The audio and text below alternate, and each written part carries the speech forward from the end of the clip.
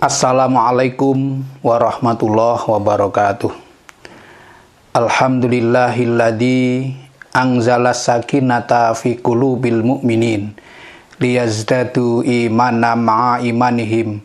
Asyhadu an la ilaha illallah wahdahu la syarikalah al-malikul haqqul mubin. Wa asyhadu anna Muhammadan abduhu wa rasuluh arsalahu rahmatan lil alamin. Allahumma sholli ala Muhammadin wa ala alihi wa ashabihi ajma'in. Qala Allah Ta'ala fil Qur'anil Karim, a'udzu billahi minasyaitonir rajim. Ya ayyuhalladzina amanu taqullaha wa kunu ma'as-shadiqin. Pemirsa yang berbahagia, dalam surat At-Taubah ayat 119 tadi saya bacakan, Allah berfirman, wahai orang-orang yang beriman, bertakwalah kamu kepada Allah dan hiduplah bersama dengan orang-orang yang jujur. Kalau kita diperintahkan hidup bersama dengan orang yang jujur, tentu tidak mungkin kita bisa nyaman bersama mereka ketika kita tidak termasuk orang yang jujur. Pemirsa yang berbahagia, Rasulullah menjamin orang yang salah satunya bisa bersifat jujur itu dengan surga. Rasulullah bersabda, idmanu li sitan li anfusikum atman lakumul jannah. Kalau kamu bisa menjamin kepadaku 6 perkara, yang kamu bisa melaksanakan 6 perkara itu, maka saya jamin kamu sekalian dengan surga. Yang pertama yang dijamin oleh Nabi itu adalah usduku idza haddatstum. Berkatalah yang benar atau benarlah dalam perkataan. Sehingga kunci pertama jaminan Nabi itu terletak pada kemampuan kita untuk menjaga lisan, agar lisan kita senantiasa berkata yang jujur, berkata yang benar, tidak dusta, tidak ngapusi. Bahkan kemampuan menjaga lisan ini menjadi perkara yang sangat penting. Sampai Nabi mengatakan, "Mangkana yu'minu billahi wal yaumil akhir, falyakul khairan aw liyasmut." Barang siapa yang beriman kepada Allah dan hari akhir, maka berkatalah yang baik atau diam. Nah, sehingga kemampuan berkata baik itu menjadi ukuran kesempurnaan iman seseorang. Jadi jamaah yang berbahagia, mari kita berusaha menjaga lisan kita agar terpelihara dari ucapan-ucapan yang menyakitkan orang lain. Kalau orang terluka karena lisan seseorang, itu sangat sulit sembuhnya. Bandingkan dengan luka karena terkena pisau misalnya, itu mungkin 1 minggu bisa sembuh. Tapi kalau luka karena lisan orang lain, karena lidah orang lain, itu mungkin yang mengatakan sudah lupa, tapi yang terkena itu tidak pernah lupa. Saudara sekalian yang berbahagia, maka dunia ini bahkan bisa hancur gara-gara salah ucap pada pemimpinnya atau pada seseorang. Sehingga kita harus hati-hati betul dalam menjaga lisan kita. Lisan kita bisa menyelamatkan kita, tapi bisa juga menjerumuskan kita. Itu yang pertama. Kemudian yang kedua, wa'aufu idza wa'atum. Tepatilah janjimu kalau kamu berjanji. Jadi yang kedua adalah orang yang suka menepati janji apabila berjanji. Baik janji kepada Allah maupun janji kepada sesama manusia. Jadi menepati janji itu bahkan dalam surat Ar-Ra'd ayat 20 itu menjadi ciri pertama orang yang berakal. Ciri pertama orang yang cerdas, yang menggunakan akalnya, itu adalah orang yang menepati janjinya apabila dia berjanji. Maka kalau kita mau berjanji itu harus mengukur diri. Kalau memang tidak sanggup memenuhi, jangan berjanji. Bahkan kalau kita sudah mengukur diri pun, kita harus menyadari keterbatasan kita. Sehingga ketika berjanji, kita dianjurkan, diperintahkan supaya mengucapkan insya Allah, jika Allah menghendaki. Sebab meskipun kita sudah mengukur diri mampu untuk menepati janji, tapi kalau Allah belum menghendaki, itu kita tidak akan sanggup memenuhi. Untuk itu, kunci dari bisa menepati janji adalah mengukur diri dan berserah diri kepada Allah ketika akan berjanji kepada sesama manusia. Kemudian yang ketiga, idza tumintum. Tunaikanlah amanat yang diberikan kepadamu. Jadi kalau kita diberi amanah apapun wujudnya, kita berusaha menunaikan dengan penuh tanggung jawab, menunaikan dengan sebaik-baiknya. Maka supaya kita itu sanggup menunaikan dengan bagus amanah yang diberikan kepada kita, ya kita bekerja keras secara profesional, lalu memohon pertolongan kepada Allah, sehingga kita sanggup menunaikan amanah yang diberikan kepada kita. Tetapi ada adab terkait dengan amanah itu di dalam ajaran Islam. Kita tidak boleh meminta amanah. Tapi kalau diberi amanah, jika sanggup, kita tidak boleh menolaknya. Jadi ini ada adab di dalam Islam itu. Bahkan Nabi sampai mengatakan, tidak akan memberikan amanah kepada orang yang memintanya.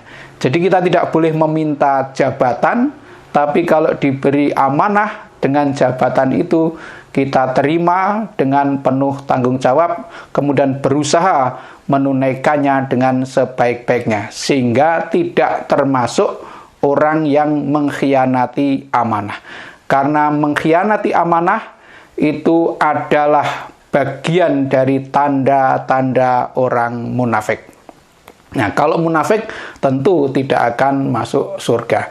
Nah, ternyata kalau kita simak 3 perkara ini saja, kunci surga yang diberikan oleh Rasulullah SAW itu adalah menyangkut perilaku yang baik dalam bermuamalah duniawiyah.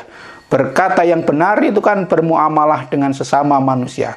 Menepati janji, menunaikan amanah, itu juga demikian. Nah, kemudian yang keempat, wa ghaddu absarakum, tundukkan pandanganmu. Nah, itu jadi diperintahkan untuk menundukkan pandangan. Artinya supaya meripat kita itu dalam bahasa Jawanya tidak jelalatan gitu. Itu diperintahkan langsung oleh Allah di dalam Al-Quran, surat An-Nur ayat 30 dan 31. Pada surat An-Nur ayat 30 itu Allah memerintahkan laki-laki yang beriman supaya menundukkan pandangan dan menjaga kemaluan. Menundukkan pandangan dan menjaga kemaluan itu lebih suci bagi mereka. Dan kepada kaum mukmin yang perempuan atau mukminat itu perintahnya pada An-Nur ayat 31. Sama, diperintahkan supaya menundukkan pandangan, menjaga kemaluan. Kalau perempuan ditambah tidak memamerkan perhiasan, kecuali yang biasa nampak daripadanya. Perhiasan yang dimaksud di sini adalah aurat pada kaum perempuan itu. Yang biasa nampak adalah telapak tangan dan muka saja. Dan ditambah satu lagi perintah bagi perempuan itu supaya mengelurkan jilbabnya ke dadanya. Jadi mengapa menundukkan pandangan ini menjadi perkara yang sangat penting? Karena memang kejahatan terhadap jenis kelamin yang berbeda itu itu mulanya dari pandang memandang. Setelah pandang memandang, kemudian ada ketertarikan, maka kalau tidak terkendali oleh iman kita, akan berketerusan menuju tindakan-tindakan yang tidak dibenarkan. Nah, kemudian yang kelima adalah wahfadhu furujahum. Jagalah kemaluanmu. Artinya kita tidak boleh sembrono di dalam hal ini. Dalam surat Al-Mu'minun itu salah satu tanda orang yang beriman adalah orang yang bisa menjaga kemaluannya, kecuali kepada istrinya atau budaknya. Maka barang siapa yang mengambil selain itu, dia termasuk orang yang melampaui batas. Nah, artinya menjaga kemaluan di sini adalah menggunakannya hanya untuk istrinya. Kalau perempuan ya hanya untuk suaminya. Tidak boleh kepada yang lainnya. Kalau menggunakan kepada yang lainnya, berarti itu termasuk bagian yang terlarang dilakukan. Ada laki-laki dengan laki-laki, itu homo namanya.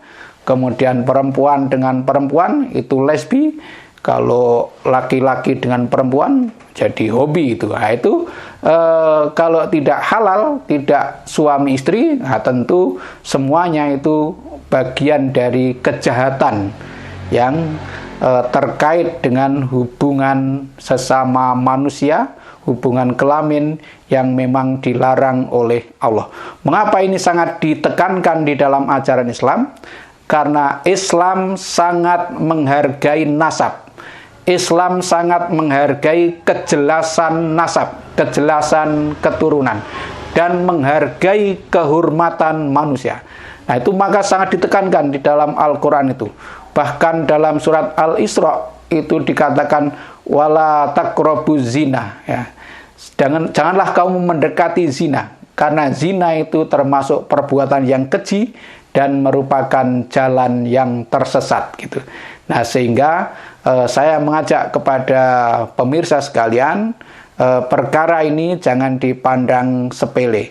Sebab salah satu tanda kehancuran umat adalah dua, yakni mengabaikan sholat dan memperturutkan syahwat. Nah, kalau sholat sudah diabaikan, kemudian syahwat diperturutkan, maka tanda kehancuran umat itu sudah ada di depan mata. Nah, mudah-mudahan kita bisa berkontribusi untuk tidak menyumbang terwujudnya kehancuran umat. Dengan cara apa? Dengan cara menjaga kemaluan. Oleh karena itu, karena Islam sangat melarang penyimpangan dalam hal ini, sehingga Islam memberi kemudahan jalan menuju pernikahan. Kemudian yang keenam, kunci surga yang diberikan oleh Rasulullah SAW adalah wakafu aidiyakum. Tahanlah tanganmu. Jadi menahan tangan itu artinya supaya kita tidak menggunakan tangan kita untuk melukai, menyakiti orang lain. Karena Nabi mengatakan orang Islam yang betul adalah orang Islam di mana orang lain selamat dari lisannya dan tangannya. Nah, oleh karena itu kalau 6 perkara ini kita lakukan dengan bagus, maka kita dijamin oleh Nabi dengan surga. Kalau dijamin dengan surga, ternyata akan menyebabkan kehidupan bersama di dunia ini juga berlangsung dengan aman, damai, sentosa, saling menyelamatkan di antara kita bersama. Sehingga semuanya menjadi bahagia. Jadi 6 perkara yang menjadi kunci surga yang Nabi menjaminnya kepada kita sekalian adalah yang pertama, berkata dengan benar. Yang kedua, menepati janji. Yang ketiga, menunaikan amanah. Yang keempat, menundukkan pandangan. Yang kelima, menjaga kemaluan. Dan yang keenam, menjaga agar tangan kita tidak digunakan untuk menyakiti orang lain. Jika 6 perkara itu dilaksanakan, maka di dunia ini akan tercipta kebaikan hidup bersama. Tidak ada yang tersakiti dan tidak ada yang terzolimi. Nah, mudah-mudahan kita sekalian bisa melaksanakan itu semua dengan sebaik mungkin, sehingga kita jamaah kajianmu itu besok bisa bersama-sama menuju surga. Jadi di dunia ini sudah hidup dengan tentram, nanti di akhirat akan masuk surga. Mudah-mudahan demikian. Billahi taufik wal hidayah. Nasrun minallah wa fatkum qarib. Assalamualaikum warahmatullahi wabarakatuh.